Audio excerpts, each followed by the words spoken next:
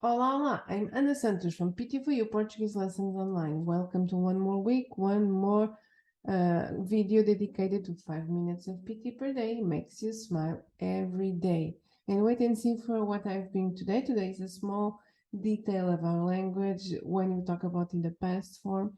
Don't forget to see on my YouTube channel all these ideas of past, present, and future in Portuguese that at this moment will change a little bit compared to some languages that you have behind you. Don't forget to go into my website, ptforyourwordpress.com, where you find all the transcriptions of my podcasts, Por Terras de Portugal e Neste Dia, and at the same time on my Facebook page. Every day you have new things, games, activities, insights, exercises, so you can keep catching up your language. Today I bring the idea what's the imperfect. Pretérito imperfeito in Portuguese is our ongoing past. And what's this ongoing past is the explanation that I will bring today and how to use it.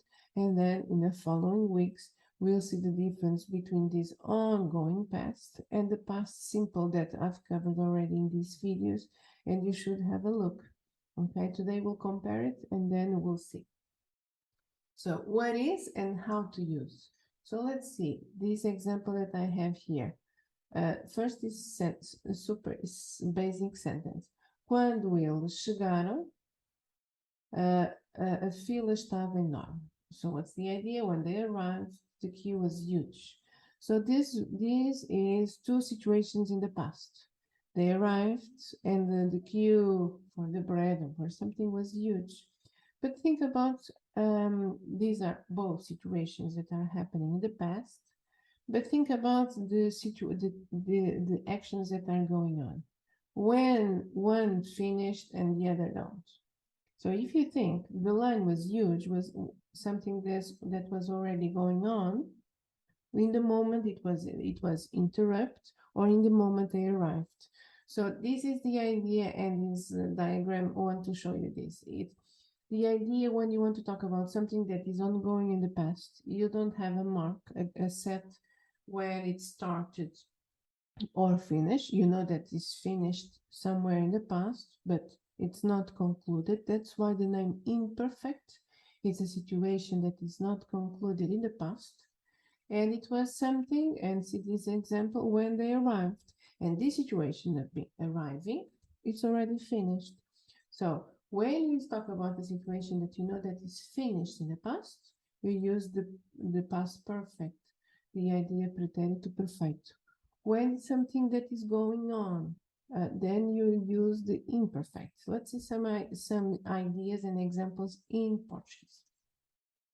When you talk about usual situations in the past, like I was saying, back in the old days, people used to travel a lot.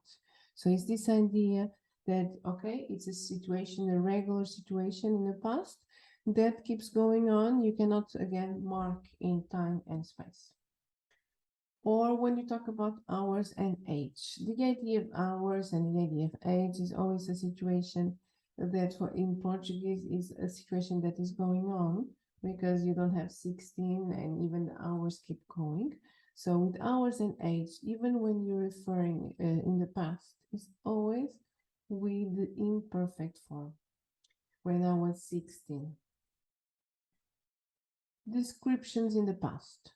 Why these concepts? So if you talk about a description, it's not something that you can mark, it's going on.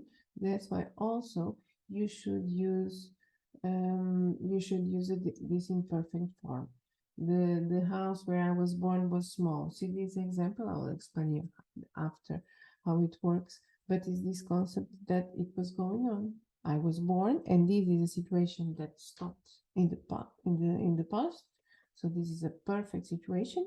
But the house was small. It's something that was all going on. And these crosses, imagine when something that was happening, when other already happened. So when I left, see, when you left, I was talking with the director.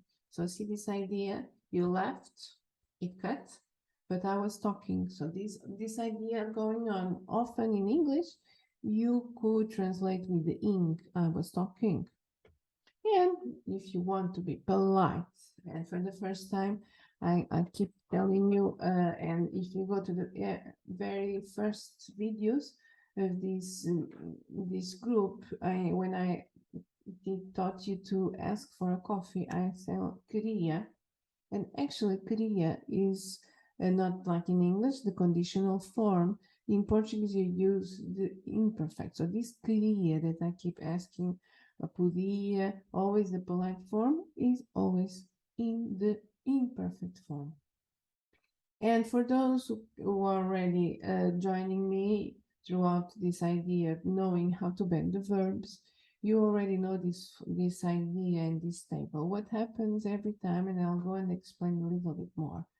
And again, a status is the regular verbs, the basic verbs in Portuguese always finish with ar, and ir. 80% of the verbs will finish with ar, and then, so these will be the big examples that I will let you know.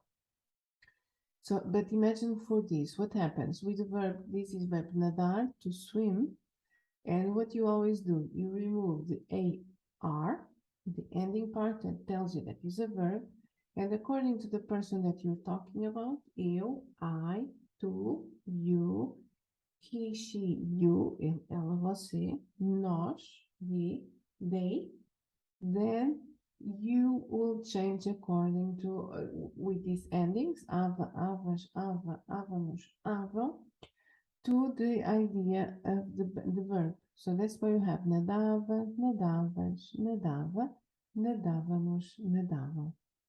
If you see the verbs finishing with er and ir, then they change, you use the ia, but it's the same idea. You remove the er or the ir, and then you add comia, comias, comia, comíamos, comiam, or sorria, sorrias, sorria, sorríamos, sorriam. I hope you enjoyed, and don't forget bodily exercise when compulsory does no harm to the body, but knowledge, which is acquired under compulsion, obtains no hold into the mind. So don't forget, practice, understand. If you have any questions, please email me, because all your doubts are welcome, and I will be more than happy to try to help you in this quest. Check my other YouTube videos where I can explain this and some other examples, and especially always have fun. Ciao, ciao.